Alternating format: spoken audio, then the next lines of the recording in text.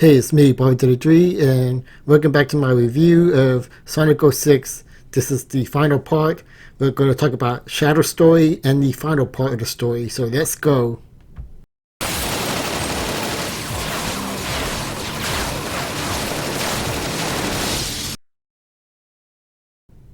The story begins with Shadow sneaking into Eggman space to save Rouge.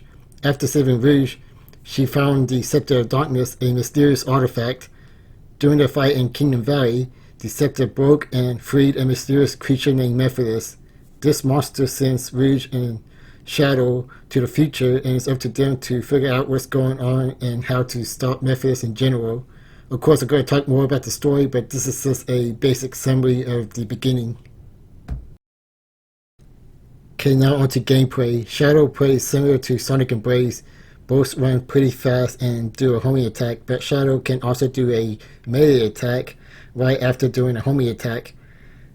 He can also use a Chaos Spear, which stuns enemies, and a Chaos Meter when it's filled increases his attack. Not much to comment about these moves. Most of the time they work as intended, except the homing attack. Locking on to something can unintentionally hit a pole or rail rather than an enemy, but that's rarely happened in my playthrough.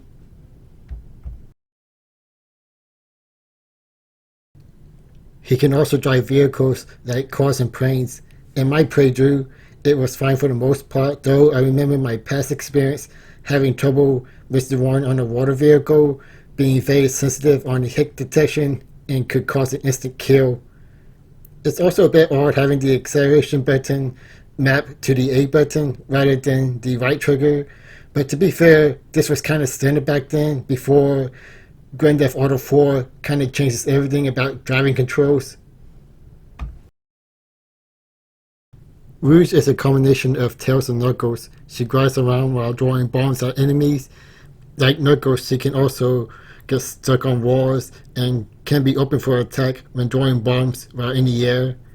Other than that, she controls very well enough. No really major issues, at least compared to the other characters. Of course, this is very basic, and she does get that same problem getting stuck on the walls, just like Knuckles, like I mentioned earlier. Omega can fire missiles at enemies and hover infinitely, which I'm sure is unintentional on the developer's part. There's really not much to Omega. You don't play as him as much, so pretty much it's what you see, what you get, and for the most part, he works pretty well, again, compared to the other characters in this game. The levels, well, there's not really much to talk about that I already mentioned from the other two parts of this review, and I already mentioned the vehicles that are unique to Shadow's story. There's the one on land and water. It can be pretty finicky with the hit detection, and the water one can definitely be the most annoying, especially if you don't land right. But other than that, there's really not much to talk about the levels. They all feel the same for the most part, so let's go on to the bosses. Again, I already talked about most of the bosses, which are very long or very short, depending on who you're fighting.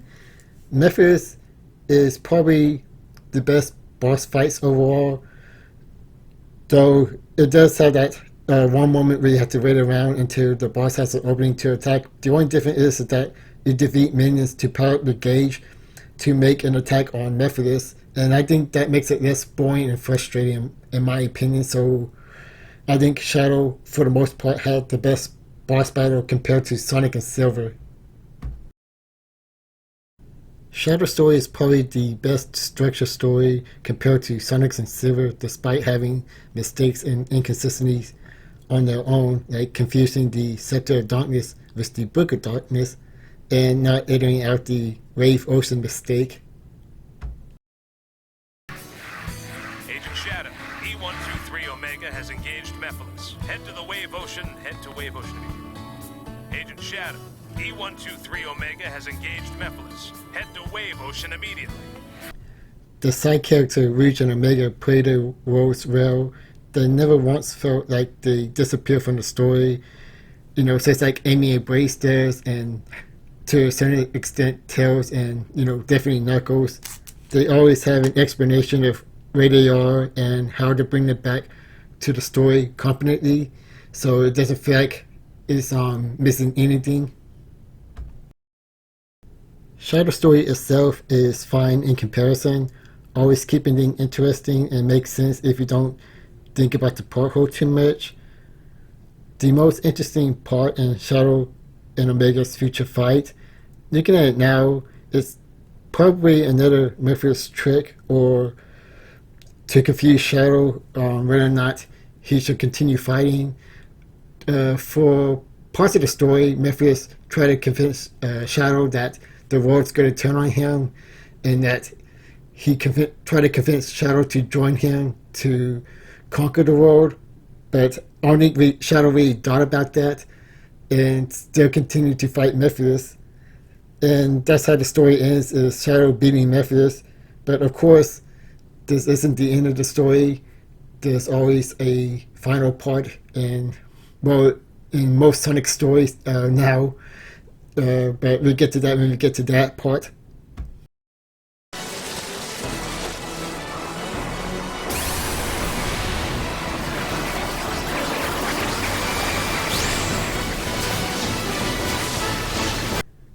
Like with Sonic Adventure 1 and 2 and Sonic Heroes, there's a final story and it starts with Sonic dying. This causes the princess to cry and release Solaris inside of her. If you recall, her father put Solaris inside Elise so it can have a vessel to stay, and Elise is not allowed to cry like ever, which is, a ridiculous thing to believe even in a fictional story, but let's go with it. Plus, it probably would have been easier and faster if Mephius just cut an onion, but I guess it must be tears of sadness if you want to give it some sort of explanation. All the playable characters gets teleported in a dimension where they all see Sonic is dead. Everyone is there, including Eggman and Elise, but not Blaze for some reason. I know she's, I guess, teleported to another dimension or dead, I guess, but I don't really see why she isn't in there. Before getting to the final boss, the main mission here is to play as every character once, except for Sonic and Blaze, to get all the Chaos Emeralds while avoiding these voids that sucks you in if you're too close. These voids can sometimes come out of nowhere and it could be an instant kill and a bit frustrating. And the only way you can get rid of them is to test the Eagle statue that's around the levels. Now you don't have to test the statue as long as you can just avoid the voids. It can be pretty frustrating if you're going in blind, especially if you have to do a little bit of exploring where to go next and make a leap of faith. But it becomes really easy once you know what to do. After getting all the emeralds, we get this infamous scene of Princess Elise kissing a dead Sonic to revive him so he, Shadow, and Silver can turn Super to defeat Solaris, which is a combination of Mephius and Ifrit. Everybody talks about this part to death and how weird and crazy and a bit creepy it is. And when I watch other reviewers, commentators, and other Sonic tubers talk about this part, some of them describes it as Sonic kissing her, whether it be serious or as a joke, like, oh, you remember that time that Sonic kissed a human princess once? When in reality, and clearly, that she kissed Sonic. Now, I'm not saying that Sonic wouldn't kiss her or wouldn't be interested based on this game, but he was unconscious at the time, so technically she did not get his consent, but, I just want to get that off my mind. The final battle with Solaris is decent, I guess. I like the idea of switching among the three Hedgehog characters to defeat the different faces of Solaris, and the reserve characters recover the ring slowly, so it's almost impossible to lose, which kind of take away some of the challenge. The only challenge is figure out which character to use at the time. Each character has one main attack. They do have weaker attack which does the same thing, but as far as I know, it really doesn't do any damage to Solaris itself. Pretty much all you have to do is hold the attack while dodging Solaris attack and pretty much hit its weak spot. It's really not much to talk about.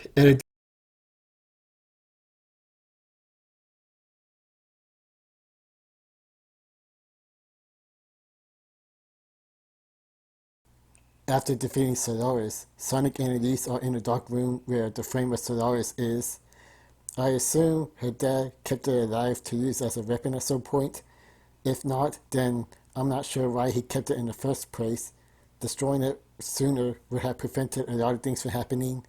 And speaking of which, Elise brought the frames and traveled back in time to the beginning of Sonic's story where they never met.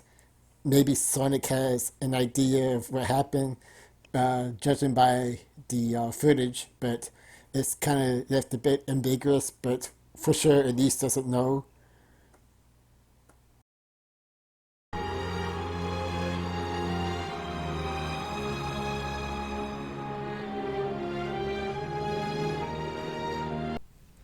Before I play this game for the review, I thought that Sonic 06 was the worst Sonic game ever, at least in the top 3 somewhere.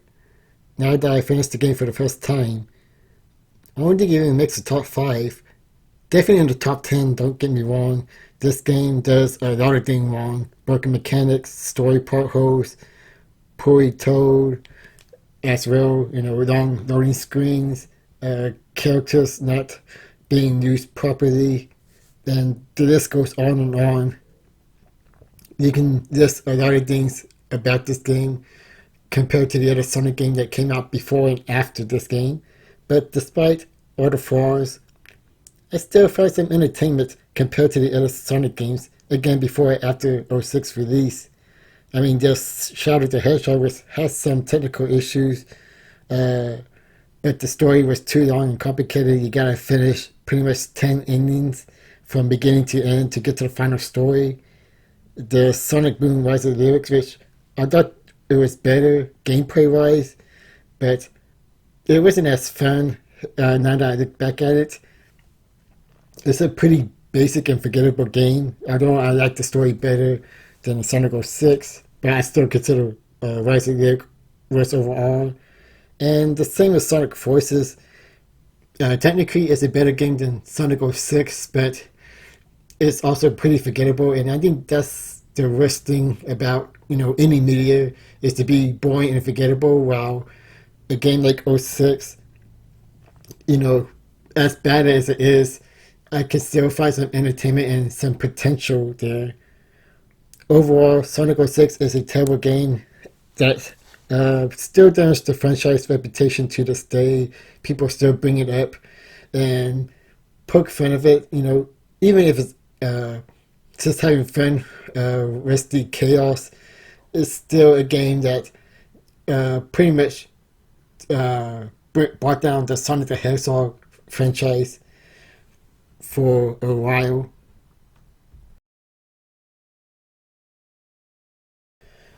This game left so much of an impact that it's mostly ended the adventure formula, as most people call it.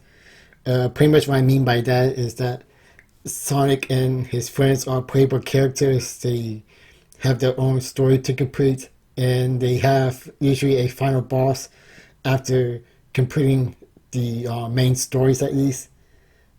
But after 06, Sonic games became only Sonic is the playable character, except for Sonic Boom Rise of the Lyrics and the other Sonic Boom games that are on the 3DS. And of course some of the spin-off games, but I don't really count those. Now, to be fair, fans, after the 06 release, were saying that Sonic games should just be about Sonic and none of his other friends, but now it's kind of like the other way around, that they want them to experiment with other characters.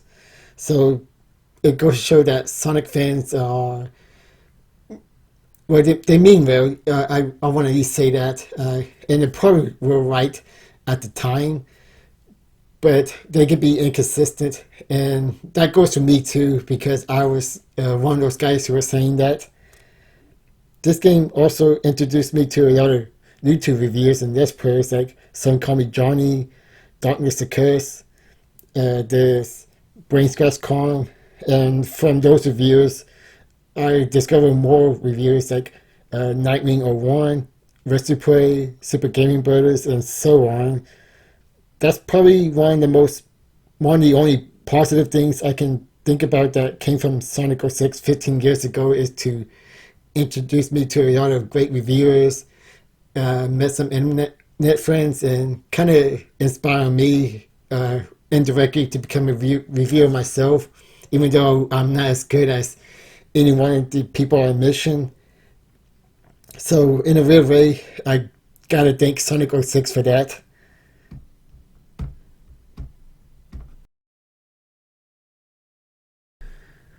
Oh wait, that felt like a long video, and I finally reviewed Sonic 06.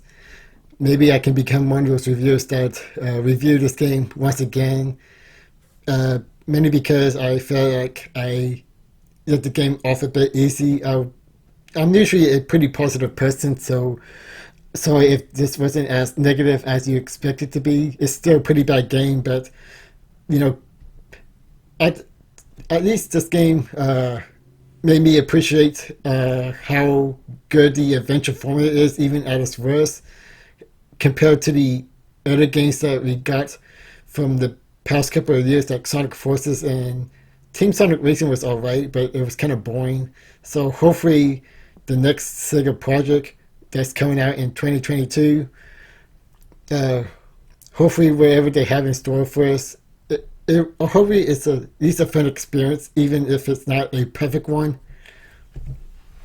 But anyways, that's my review. Hopefully you enjoyed.